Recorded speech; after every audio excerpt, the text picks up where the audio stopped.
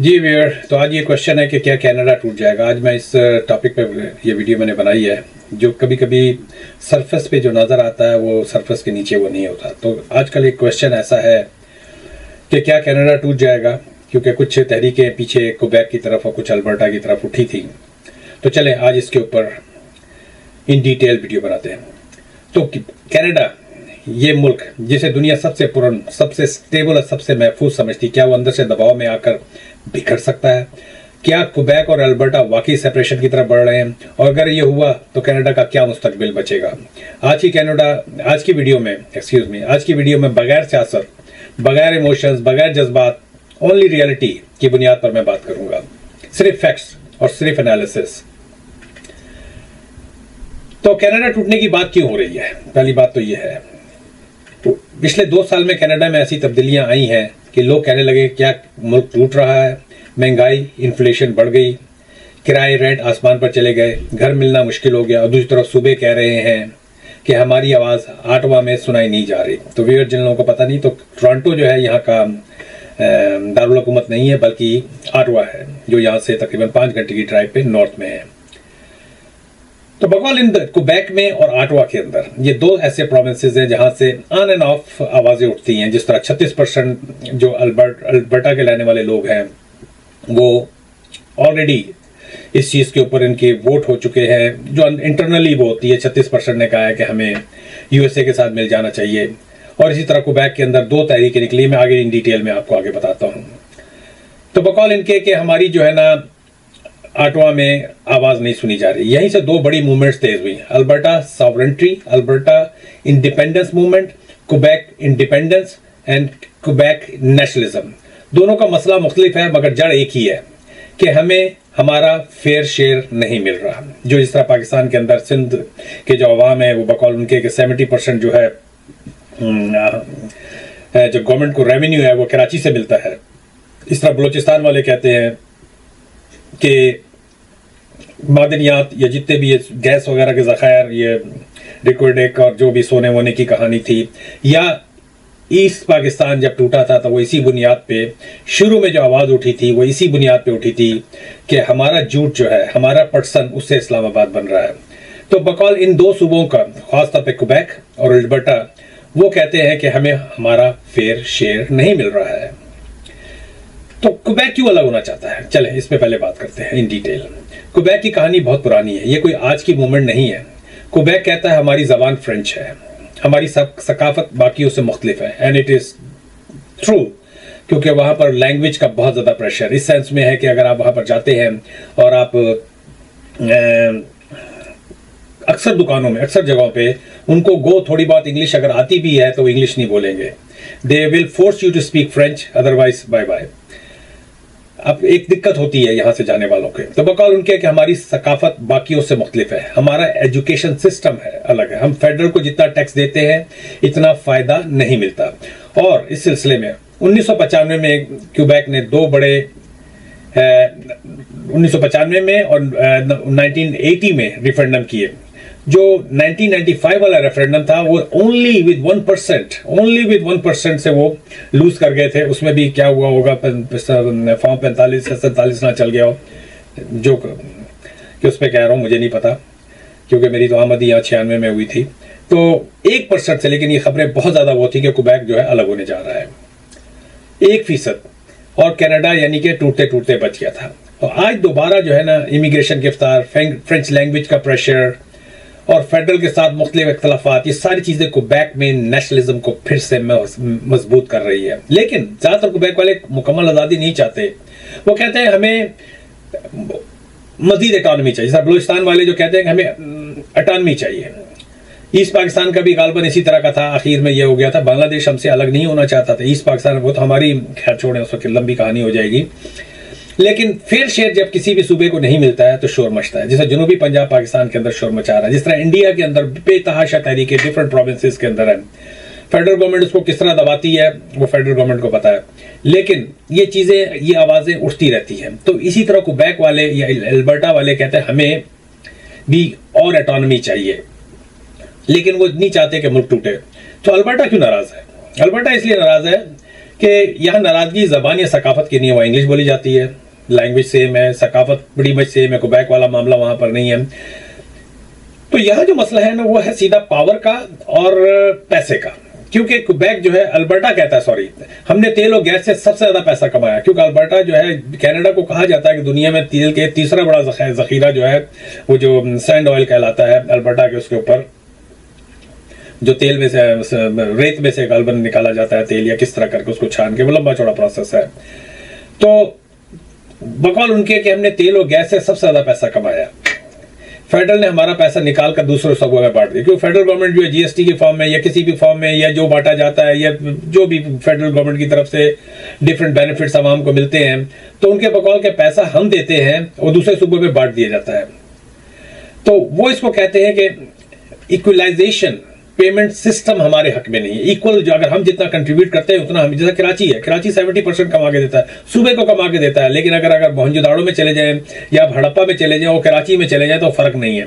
कराची वो शहर है जिसको रोशनियों का शहर कहा जाता था। मैं 70s में वहां पर रहा हूं और वाकई कराची वाज कराची। अगर आप शहर फैसल पे उस तरह मेट्रोपोल से फिर आगे की तरफ जाते थे, PIDC हाउस की तरफ, अब जो बाद में फिर शगाल शेरिडन बना, फिर और बहुत कुछ, तो खूबसूरत इलाका था। और नाजाबाद है या नॉर्थ नाजाबाद के इलाके कितने खूबसूरत साफ सुथरे इलाके हुआ करते थे, लेकिन अब पैसा जो है उसकी वजह से लोगों के अंदर एक बेचैनी शुरू होती है। तो बकौल अल्बर्टा के बाद में बहक जाता हूं, तो बकौल अल्बर्टा के और क्वेबेक के फेडरल क्लाइमेट पॉलिसी हमारी इकॉनमी को नुकसान दे रही है। फेडरल क्लाइमेट पॉलिसी हमारी इकॉनमी को नुकसान दे रही है। इस नाराजगी से निकला अल्बर्टा सॉवरेनिटी एक्ट। इस एक्ट का मतलब क्या है?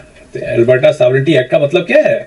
अगर फेडरल कोई फैसला करे जो हमारे खिलाफ हो तो हम उसे नहीं मानेंगे। काश के सिंध वाले भी ये फैसला कर पाए, कराची वाले खास तौर पे। तो ये बेसिकली ये सीधी सीधी टक्कर है जिसको कहते हैं अल्बर्टा सॉवरेनिटी एक्ट। अब आगे बढ़ते हैं, क्या वाकई कनाडा टूट सकता है इन तमाम बातों के बाद? तो असल सवाल की तरफ, क्या ये वाकई ये मुल्क इस तरह टूट सकता है? I would say no. When you talk emotionally it's a different thing, लेकिन लोग कहते हैं, लेकिन in reality it is not possible. Canada में कोई सूबा इस तरह चाहे, क्वेबेक वाला तो इन्होंने किसी न किसी से, मेरे हिसाब से जो मैं कहता हूँ 45-47 का खेल लिया। आम आदमी को शायद ना पता लगे, पाकिस्तान वालों को पता होगा क्या कहना चाह रहा हूँ। 1% का उन्होंने इधर उधर का लोचा कर दिया। 1% क्या चीज होती है यार। तो कनाडा में कोई सूबा यूं आसानी से निकल नहीं सकता। उसके लिए डेफिनेटली एक लंबा चौड़ा एक प्रोसेस होता है, सुप्रीम कोर्ट के लॉज होते हैं और साफ और वाजे जिसे कहते हैं मैंडेट वाला रेफरेंडम, और सूबों की मंजूरी, फेडरल पार्लियामेंट की मंजूरी, कॉन्स्टिट्यूशन में चेंजेस लानी पड़ेंगी इसके लिए। ये सब जरूरी है। ये 5 से 10 साल का अमल है अगर ये कभी हुआ, जब तक ये प्रोसेस चलेगा। अच्छा, अगर ये प्रोसेस शुरू हो गया, डॉलर विल टोटली प्लंज। तो फेडरल गवर्नमेंट कभी भी नहीं जाएगी। इतनी जो इन्वेस्टमेंट कनाडा के अंदर होती है, डिफरेंट कंपनीज करती हैं, इतनी सीरियस इमिग्रेशन होती है, वो सब रुक जाएगी। स्टॉक मार्केट क्रैश कर जाएगी। एज आई सेड, इमिग्रेशन बिल्कुल स्लो हो जाएगी। तो कहने को तो सूबे के अंदर इस तरह की बातें बिल्कुल होती हैं, लेकिन कोई भी सूबा इतना बड़ा रिस्क लेता नहीं है। लेकिन इससे एक बेचैनी जरूर रहती है। और on the top of everything, Canada के पास ताकत क्या है? What kind of power Canada by herself have it? Canada के पास वो ताकत है जो दुनिया के ज्यादा ममालिक के पास नहीं है। इसके जो इंस्टीट्यूशंस है ना वो बहुत ही स्ट्रांग है।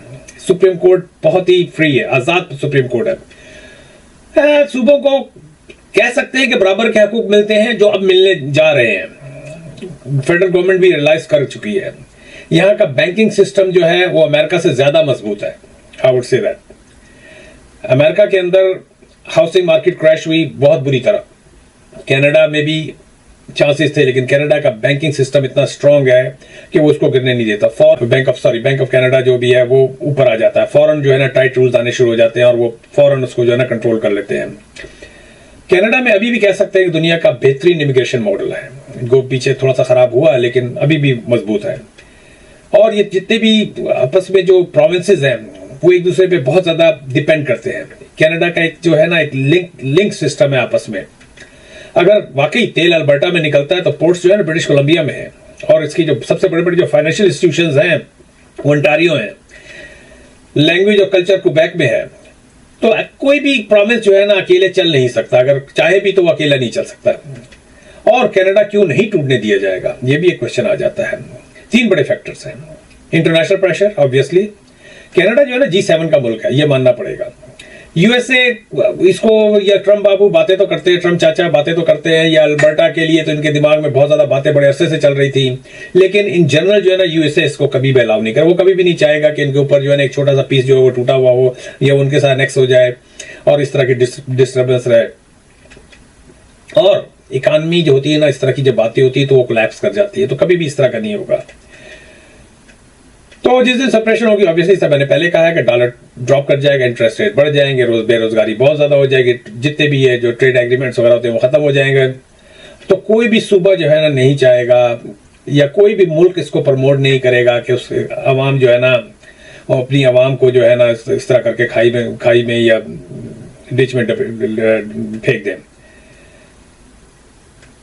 तो लोग नाराज हैं, प्रेशर में हैं, लेकिन टूटना नहीं चाहते। दैट्स व्हाट आई से। अगर निजाम दुरुस्त हो जाए तो मुल्क कायम रहता है। तो वीर ये थी। तो क्या कनाडा 2026 के बाद भी यूनाइट रहेगा? मेरा अपना एनालिसिस कहता है हाँ, कनाडा टूटेगा नहीं, हाँ तब्दीलियां आएंगी। अल्बर्टा ज्यादा ऑटोनॉमी मांगेगा, क्वेबेक फ्रेंच कवानीन सख्त करेगा, हो सकता है कि अंटारियो जो है अपनी इकानमी को मजीद रिफॉर्म्स करे, और कोशिश की जाएगी कि बीसी की तरफ जो है ना इमिग्रेशन को कम से कम किया जाए। लेकिन मुल्क टूटने वाला नहीं है। ये अखबारों में मैंने ये वीडियो खास तौर पे इसलिए बनाई है कि इधर उधर से क्या नाम है सोशल मीडिया के ऊपर, एक्स सोशल मीडिया, एक्स के ऊपर, आपके टिकटॉक पर इस तरह की छोटी छोटी, और उसको उनके पीछे देखे धुआं वहीं निकलता है जहां आग होती है नीचे, तो इस तरह की खबरें निकलती है। तो मैंने कहा इसका थोड़ा सा एक एनालिसिस तो किया जाए कि क्या वाकई ये मुल्क टूटने वाला है। ये रीस्ट्रक्चर जरूर होगा लेकिन ये बिखरेगा नहीं। Canada will stay the same. तो आखिर में मैं एक ही बात कहूंगा, मुल्क बाहर से नहीं टूटते, हमेशा अंदर की नाइंसाफी और गलत पॉलिसी उन्हें कमजोर करती है, जिसकी वाज़ेह मिसाल पाकिस्तान है।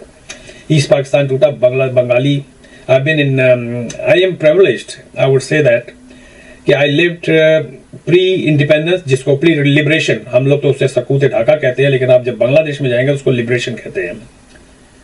तो मैं 67 और 68 में I was a kid, I was तकरीबन 12-14 साल का था मैं, तो आई वॉज इन ढाका। तो मैं बच्चा था लेकिन समझ थी। और अभी पिछले साल मैं बांग्लादेश में गया और वही इलाके जाके देखे, मोती झील के इलाके और आपके मोहम्मदपुर के इलाके, उन जगहों, कमलापुर स्टेशन, जिन जगहों पे मेरा भाई, और खास तौर पे बैतुल मुकर्रमा मैंने एक रोज़ा खोला था, इफ्तार की थी, दोनों इलाकों में मैं गया था। ना लोग वो पहले टूटना चाहते थे, ना अब उनके अंदर, अभी भी उनके अंदर वैसे ही मोहब्बत है। मेरे साथ ट्रेजेडी ये हुई है, बात से बात निकलती, वीडियो थोड़ी लंबी हो रही है। मेरी 256 GB का पूरा SD कार्ड बांग्लादेश का, हाफ ऑफ श्रीलंका की मेरे पास है, कोलंबो की काफी वीडियोस अभी बची हुई हैं, और हाफ ऑफ जकार्ता। तो मेरी 256 जब भी होता है मेरे अंदर से ना आवाज निकलती है, तकलीफ उठती है। पूरा SD कार्ड मेरा जो है ना बर्न हो गया था, मैं अपने बाय माय ओन मिस्टेक। तो मैंने वहां की जो नाइंसाफी उस वक्त देखी थी, मैं इस वीडियो के अंदर बयान नहीं कर सकता उन लोगों के साथ क्या होता था। अब भी कोई बांग्लादेश जो मैं अभी जो रिसेंटली मैंने जब पिछले साल ट्रिप किया था, वहाँ ऐसा नहीं कि वहाँ पर दूध और शहद की नहरें बह रही हों, लेकिन मैंने उसको पाकिस्तान से कहीं ज़्यादा तरक्की करते हुए देखा। मैं ख़ास तौर पर था भी धान मंडी के इलाके में, तो वो इलाका वैसे ही बहुत ज़्यादा एडवांस है, बहुत ज़्यादा। रात को आपको रमज़ान का महीना था, अफ्तार के बाद ही ज़्यादा निकलना होता था, तो आप तसव्वुर नहीं कर सकते कि कितना वहाँ पर रौनक होती थी। तो कोई भी मुल्क जो है ना उसके साथ नाइंसाफी भी थी, मुल्क हो गया अलग हो गया। बलूचिस्तान में नाइंसाफी हो रही है, अल्लाह पाक माफ़ करे, जिस तरह इंडिया के अंदर हो रहा है, इस तरह की जितनी भी नाइंसाफी और गलत पॉलिसी होती है वो उसको डेफिनेटली कमज़ोर कर देती हैं। अगर आटवा ने सुबह को बराह रात इज्जत दी, और अगर इकानमी और हाउसिंग के दौरान हल किए गए प्रॉपर्टी के, और अवाम की परेशानी कम की गई, तो कनाडा पहले से ज्यादा मजबूत निकलेगा। लेकिन आज की हकीकत ये, कनाडा टूटने वाला नहीं, सिर्फ बदलने वाला हो। तो मैं हूँ खालिद उस्मानी, कैनेडियन रोड ट्रैकर से। मिलते हैं अगली हकीकत में। मेरे चैनल को सब्सक्राइब करें, कमेंट करें और शेयर करें।